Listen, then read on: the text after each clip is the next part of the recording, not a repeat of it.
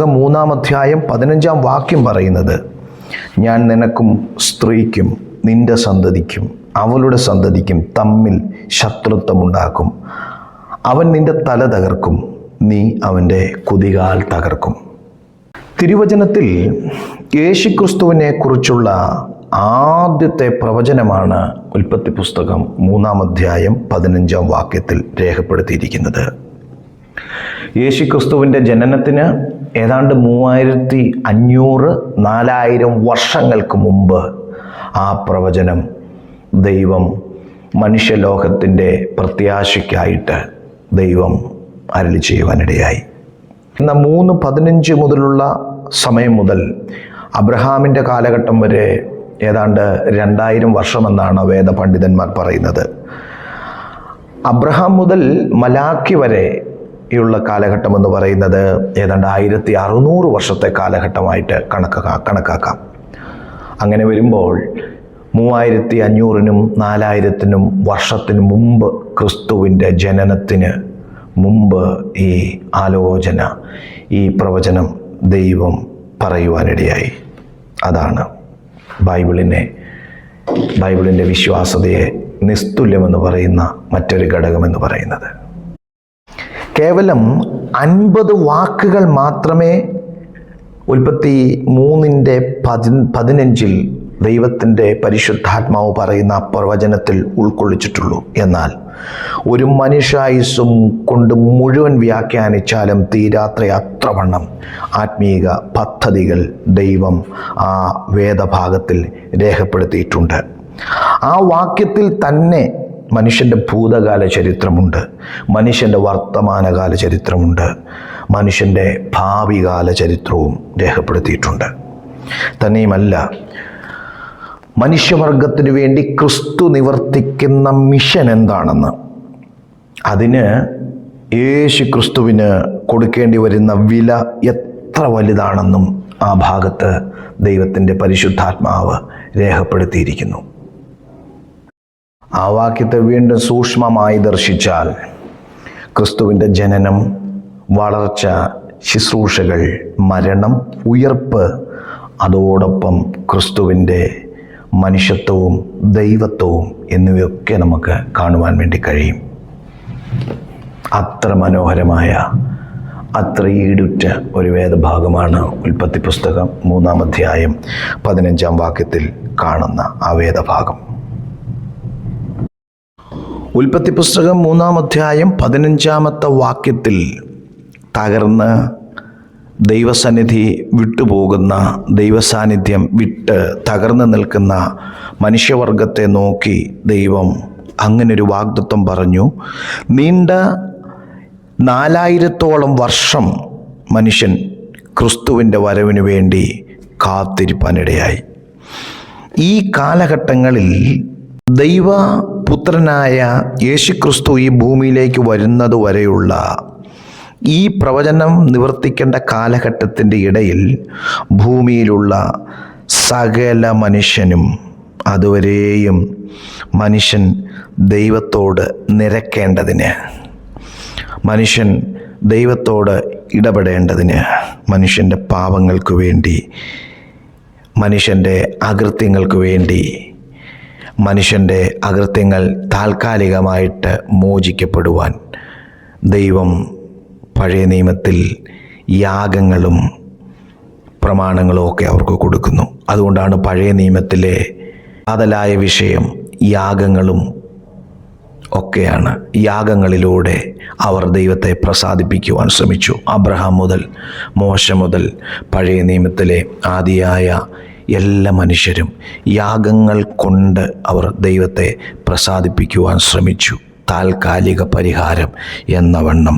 എന്നാൽ മനുഷ്യൻ്റെ പാപത്തിനുള്ള പരമയാഗം, അവസാനത്തെ യാഗം, ഇനി മറ്റൊരു യാഗവും നമുക്ക് ശേഷിക്കുന്നില്ല എന്ന് ക്രിസ്തുവിൻ്റെ പരമയാഗത്തിലൂടെ, മഹായാഗത്തിലൂടെ നമുക്ക് വേദപുസ്തകം അത് വെളിപ്പെടുത്തി തരുവാനിടയായി തീർന്നു. കാലത്തിൻ്റെ തികവുങ്കൽ കന്യകയിൽ പിറന്നവനായി കർത്താവായ യേശു ക്രിസ്തു ഈ ലോകത്തിലേക്ക് വരുവാനിടയായി. കാലത്തിൻ്റെ തികവുങ്കൽ ദൈവത്തിൻ്റെ കൽപ്പന പോലെ ദൈവം ആദമിനോട് പറഞ്ഞ പ്രവചനം, അതിൻ്റെ പൂർത്തീകരണം അങ്ങ് ദൂരെ 4000 വർഷങ്ങൾക്കപ്പുറത്ത് ഒരു കന്യകയിൽ യേശുക്രിസ്തു ജാതനാകുവാൻ ഇടയായി. സ്ത്രീയുടെ സന്തതിയായി യേശുക്രിസ്തു കാലത്തെ 2 തിരിച്ചുകൊണ്ട് ഈ ലോകത്തിലേക്ക് പ്രവേശിപ്പാൻ ഇടയായി.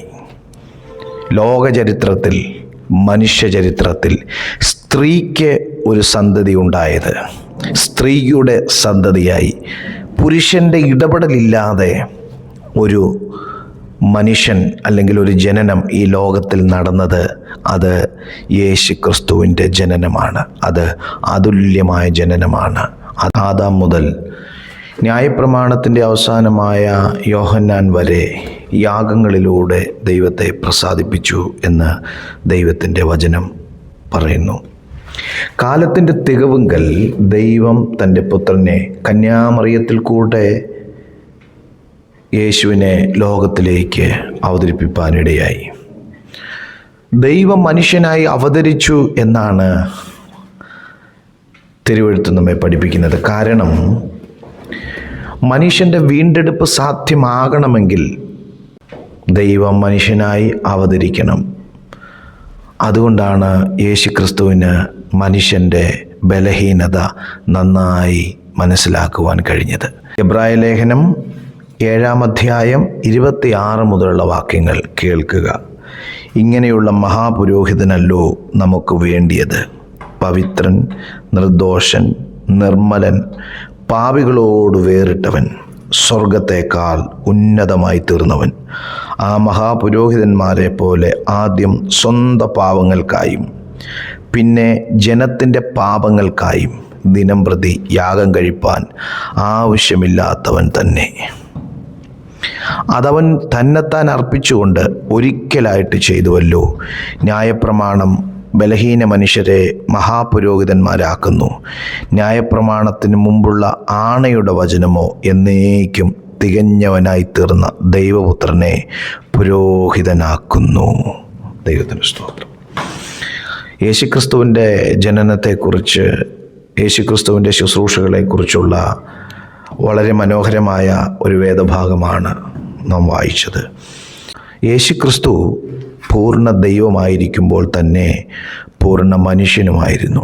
കാരണം മനുഷ്യൻ്റെ വീണ്ടെടുപ്പ് സാധ്യമാകണമെങ്കിൽ ദൈവം, അതുകൊണ്ടാണ് എബ്രായ ലേഖനത്തിൽ പറയുന്നത്,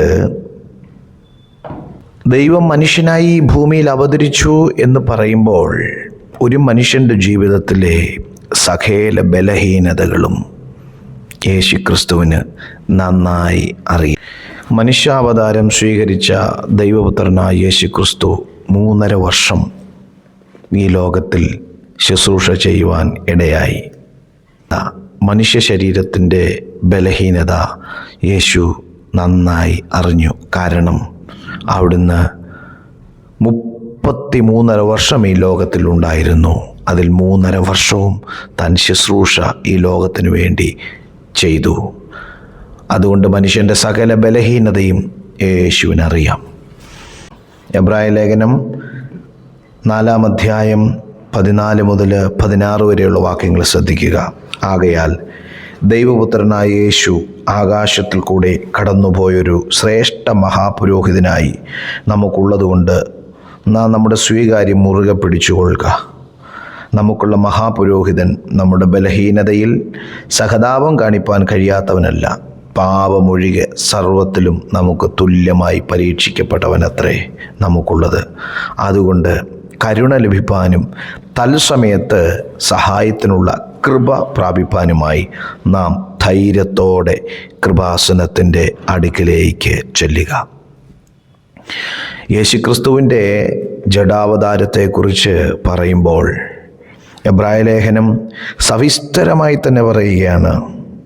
യേശുക്രിസ്തു എങ്ങനെയാണ് നമ്മുടെ ബലഹീനതകളെ അറിയുന്നത്, ഈ ക്രിസ്തുവിന് എങ്ങനെയാണ് നമ്മെ സഹായിപ്പാൻ കഴിയുന്നത്. 15-ാം വാക്യം പറയുന്നത്, നമുക്കുള്ള മഹാപുരോഹിതൻ നമ്മുടെ ബലഹീനതയിൽ സഹതാപം കാണിപ്പാൻ കഴിയാത്തവനല്ല, പാപമൊഴികെ നമുക്ക് തുല്യനായി പരീക്ഷിക്കപ്പെട്ടവനാണ്.